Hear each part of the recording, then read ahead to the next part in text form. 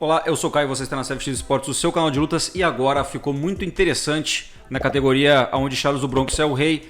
Por que estão criticando o Charles do Bronx por preferir o McGregor e muito possivelmente o irlandês vai acabar aterrissando no Brasil, no evento que vai ter no Rio de Janeiro e vai fular a fila. Bom, apesar do ponto compreensível em relação ao lance comercial do Charles do Bronx preferir o Conor McGregor hoje em dia do que outros lutadores como, por exemplo, Justin Gaethje, que tem por mérito a sua chance, inclusive Dana White falou que seria ele, claro, tirando a galinha dos ovos de ouro, que é o filho preferido do Dana White, Conor McGregor. Quando o McGregor falou para o Charles do Bronx que ele vai tirar o cinturão dele, obviamente o Charles do Bronx não é nem um pouco bobo e ele pegou e aceitou prontamente o desafio do McGregor. E quando perguntaram para ele se ele queria Justin Gaethje, se ele queria esse, se ele queria aquele, ou quando o McGregor estivesse saudável a ponto de poder lutar, de voltar a aparecer ali no meio da galera toda, se ele queria o McGregor, e o Charles do Bronx disse que sim, que ele quer lutar contra o Conor McGregor. Qual é o grande problema que vai acontecer aqui? E que é um ponto muito bem levantado pelo Chael Sonnen. Ele disse o seguinte, vale lembrar que há pouco tempo atrás, o Charles do Bronx, mesmo ostentando uma sequência de vitórias, ele era completamente ignorado pelos principais nomes da categoria que optavam por lutar entre si, em detrimento de um potencial combate contra o atleta da equipe Shootbox, visto por eles como um lutador que não valia nada e que tinha um risco alto, é claro, porque o Charles do Bronx sempre foi um cara muito duro, mas que não vendia pay-per-view. E quando o Chael Sonnen se deu conta disso, ele disse o seguinte, cara, o Charles foi tão longe quanto dizer o seguinte, dá um passo pro lado de Justin Gaethje, tragam o Conor McGregor, eu quero a luta do dinheiro. E é isso que o Charles Oliveira está dizendo.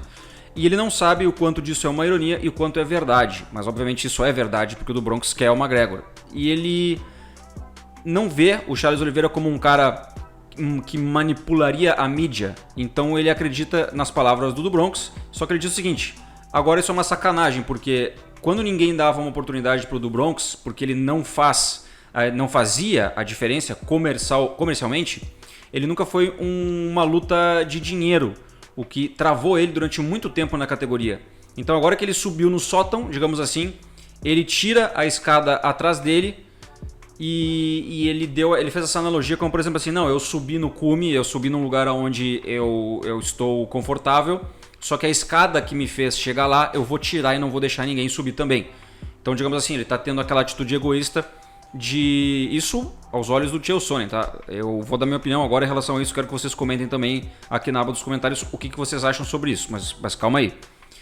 Na visão do Chael Sonnen, o do Bronx está errado, porque ele ficou muito tempo, durante anos inclusive, vencendo, se tornando o maior finalizador, se tornando um cara que todo mundo almejava que ele tivesse uma disputa de cinturão, que tivesse uma chance para que isso acontecesse, independente se for brasileiro ou não, tá? Aquele cara que, porra, merece. Ah, o Islam Makhachev tem 9 vitórias seguidas, merece. Ah, o não sei o que tem tantas vitórias seguidas, merece. Na época era o Charles do Bronx, quando ele não era campeão ainda. Só que os caras realmente lutavam entre si.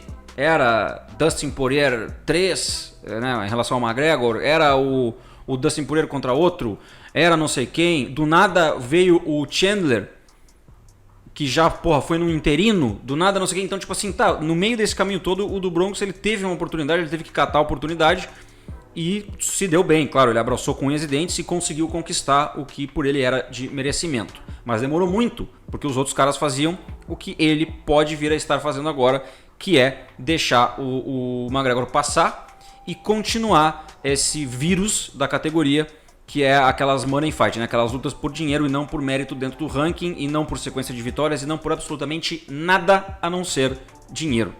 Então, cara, o que a gente vai pensar agora? Ah, mas então, se a gente pensar que o do Bronx pode fazer isso, deve fazer isso, eu acho que ele vai fazer isso, tá? Eu acho que, pelo que tá acontecendo, o McGregor tem uma voz ativa muito grande e o do Bronx é o campeão, o dono do cinturão, e ele também detém uma palavra muito forte hoje dentro do UFC. Todo dono de cinturão detém uma palavra muito forte quando se de escolher o próximo adversário. É rentável, ponto número 1, é rentável para a organização? Ponto número 2, é rentável para os dois atletas? Obviamente também.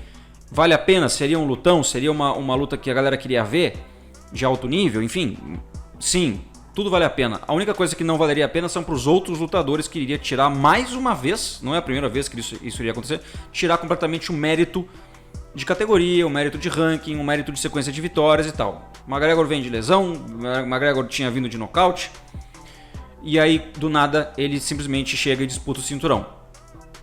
É possível que vai acontecer, é muito possível que se ele se recuperar bem, ele conseguir fazer um camp legal, conseguir ficar no shape, conseguir ficar, digamos assim, na ponta dos cascos, onde ele mesmo, o irlandês, sinta que está pronto de novo para uma próxima batalha, ele não vai lutar com ninguém.